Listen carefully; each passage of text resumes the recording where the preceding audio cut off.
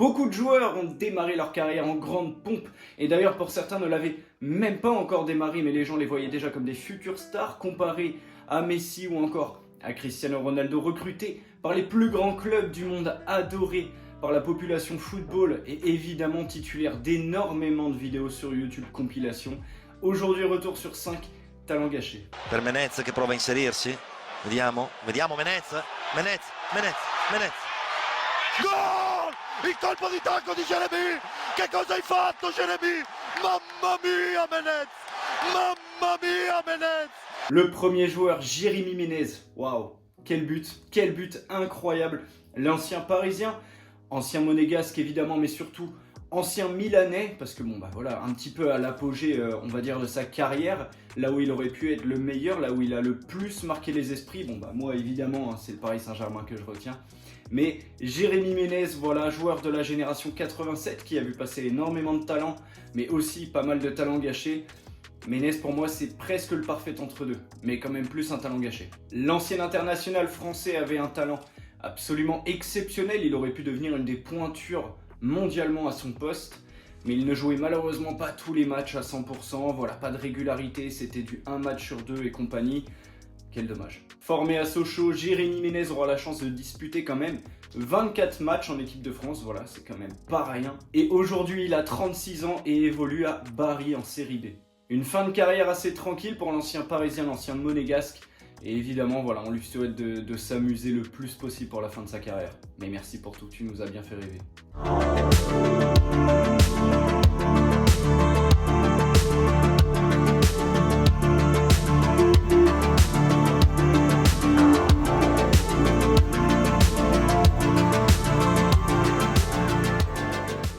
Hakim Mastour. Oh aïe à l'époque. À l'époque. Pour peut-être les plus anciens qui verront ça, voilà, tout ce qui est génération, on va dire 96 à 2000, on a grandi et dans notre adolescence, on allait sur YouTube, t'avais des compilations de freestyle à l'entraînement, de trucs d'Hakim Mastour et on se disait waouh. On se disait waouh. Évidemment, on se souvient d'une vidéo absolument incroyable avec Neymar, voilà, où ils montrent un petit peu tous leurs skills, voilà, ils font leur show. Et à l'époque, on se disait, mais attends, Mastour, il est meilleur que Neymar techniquement. Ça va être absolument fou. Comparé à Neymar et Cristiano Ronaldo, à 14 ans seulement, toute la planète foot se l'arrache. Tous les plus grands clubs en rêvent. Mais c'est le Milan AC qui créera la petite surprise en l'occurrence et qui obtiendra Hakim. Un deal à 500 000 €, le joueur arrive en provenance de Reggiana. Et là, on se dit, allez, c'est parti, je sais pas claquer des doigts. Il jouait déjà avec les U21 à 15 ans, il signe son premier contrat pro à 16 ans. On se dit que ça va être incroyable. Normalement, là, pour le coup, c'est incroyable. Mais finalement, Mastour ne s'impose pas. Il passera la moitié de sa carrière, voilà, à être prêté un petit peu partout comme ceci, comme cela. Mais quand même, une sélection avec le Maroc en 2015. Donc bravo quand même, voilà, c'est pas donné à tout le monde. Aujourd'hui, Hakim Mastour évolue à l'Union de Touarga, j'espère bien le prononcer, en D1 marocaine.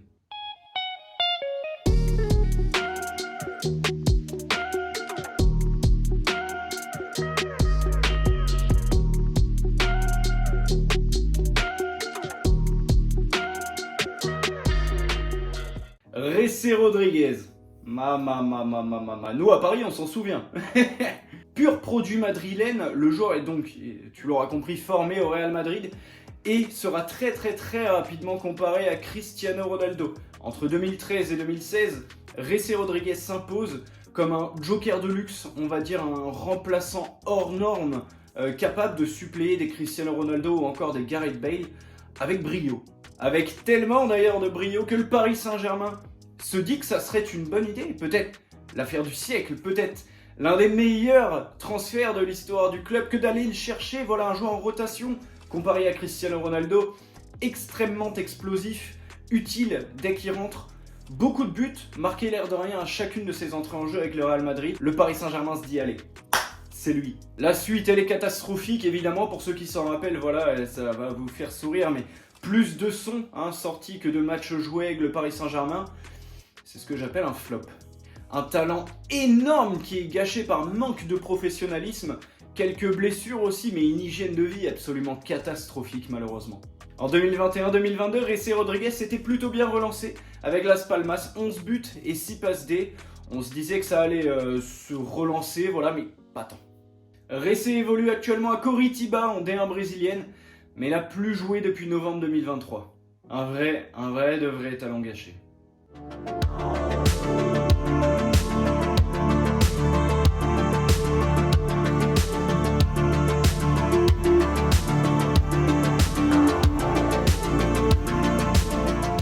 Emre Mor, encore un joueur rapidement comparé à une légende.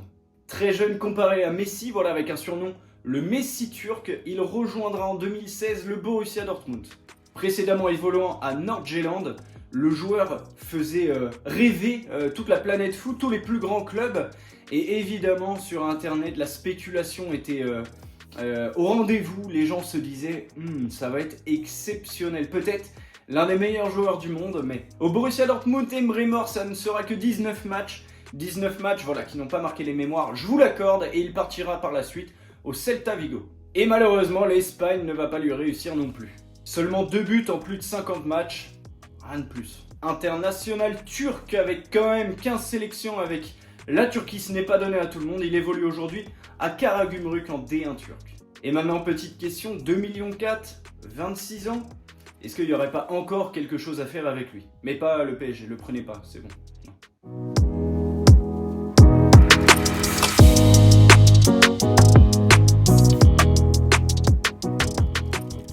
Stéphane El Shaarawy, une coiffure mythique qui a matrixé encore une fois toute une génération, et moi aussi, mais je vous montrerai pas de photos, franchement c'était dégueulasse. Un immense talent, peut-être le plus gros espoir italien du 21e siècle, et un joueur largement comparé aussi au plus grand. Juin 2011, le Milan AC passe à l'action. Une première saison un petit peu timide, voilà, une saison d'adaptation pour un jeune joueur, voilà, dans un grand championnat, et c'était parti. Stéphane réalisera une saison 2012-2013 énorme avec 19 buts. Et évidemment que ce serait un grand joueur, que ce serait un grand espoir sans les blessures. Voilà, les blessures. Sur El Shaarawy, puis El Shaarawy, voilà, essayera de se relancer à Monaco, un passage extrêmement compliqué, mais superbe vente de maillot. Mais un passage beaucoup trop compliqué, voilà, dans l'ensemble. Le joueur ne s'imposera pas et repartira très rapidement de Monaco. De 2015 à 2019, Stéphane El Shaarawy rejoint l'AS Roma avant de passer en Chine, prendre quelques millions quand même, voilà, parce que ça fait du bien à tout le monde. Et boum, retour en Europe. Et quel retour! El Shaarawy saura s'inscrire comme un joueur extrêmement important dans la rotation et parfois même titulaire à l'AS Roma. Maintenant, joker de luxe, il brille désormais en Italie. Et ça fait plaisir parce que pour ce dernier joueur, eh ben c'est un joueur qui a réussi à se relancer et évidemment pour la suite de sa carrière, on lui souhaite tout le meilleur, il a encore du temps. J'espère que cette vidéo t'a plu mon frérot, si c'est le cas, like, abonne-toi, n'hésite pas à me dire si tu avais pensé à d'autres joueurs et dis-le moi en commentaire, mais n'hésite aussi pas à me dire si tu voudrais un épisode 2 parce que des joueurs comme ça, il y en a tellement. Prenez soin de vous la famille, c'était El Flaco, passe un très bon week-end, à la prochaine.